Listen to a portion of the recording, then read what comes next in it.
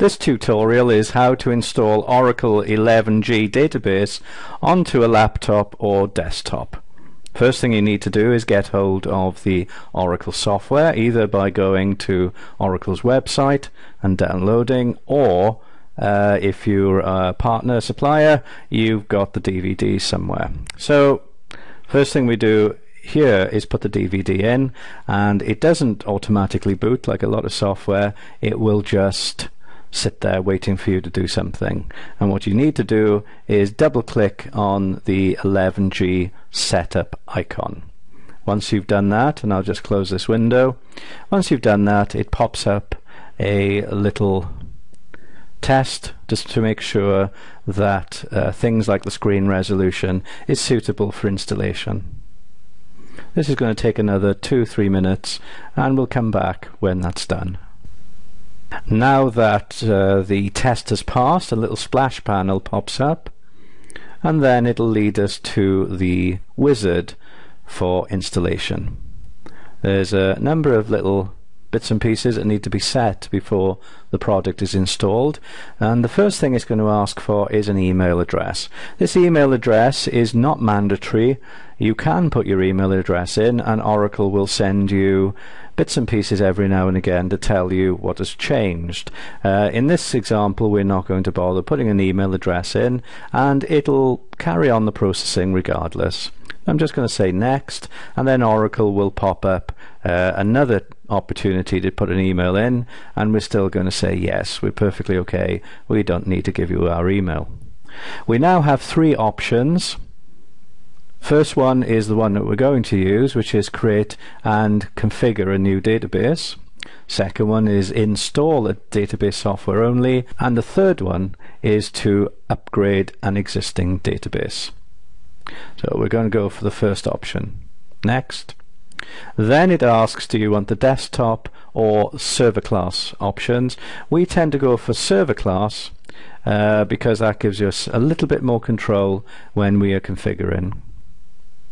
Then, do we want single instance database installation or rack database installation? We're going for single instance because we're on a very small laptop. Typical installation or advanced installation.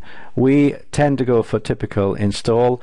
Everything that's here we can put on at a later date or configure at a later date, so we'll stick with typical install. Next.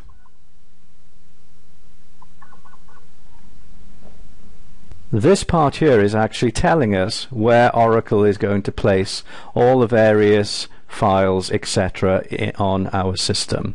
If you don't like where they're putting things, and we don't, please feel free to change the destinations. I'm going to change this to C drive Oracle 11g, and all of the subfolders have moved with it. The database edition, there are 4 choices, and if I pull that down, you'll see they don't differ a great deal when it comes to size. They do, however, differ in their capabilities. We tend to go for the Enterprise edition because that's the belts and braces, and it allows us a lot more control ultimately over the database. The global Oracle name is the default that Oracle have used for many years, ORCL, and of course because we're control freaks we like to change it, and we're going to change it to SEER or SEER. The administration password we're going to change to Oracle. Now Oracle is a little bit on the small side for a password, and the installation software will disagree with it, but it will still let us continue. Obviously we put a more robust one in when we're doing this on a commercial level, but for this demo it's one of the easiest ones to spell. So Oracle is going to come back now and say we're not happy with this password, and we're going to say yes we are, and it's going to go away. Now it's going to again look at the machine and make sure that it's set up and it's acceptable for installing 11g on. If everything's okay, it comes back with a full breakdown of what's going to install. And as you can see there, although Oracle is a very powerful database, it only actually uses just over 3 GB in its very basic form. Obviously it's data which is going to use the most amount of space, but we haven't got any yet. So if you're happy with what it's telling us, then we move on. And again, here a little bit quirky, finish will actually finish the wizard and start setting up the install product. So we're going to press finish, and then we're going to sit back and watch it install. And we're not going to let you sit here for 15-20 minutes or so. We'll cut it up and just pop back in every now and again just to tell you how long it's taken and what the progress is. So we're about a minute now into the installation, and the prepare stage has succeeded. We're 9% there. The copy file process took something like 12 minutes to complete, and now it's moved on to setup files. It's showing 100%, but it's still got a few bits and pieces to do, and while I've been talking, setup files has been completed. It will now move on to Oracle Database Configuration. The Oracle Net Configuration Assistant shouldn't take too long to start up.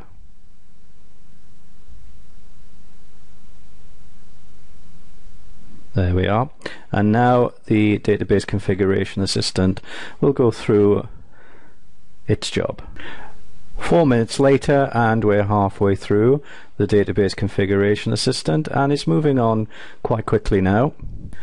Just over 5 minutes, and we're at 85% of the Database Configuration Assistant.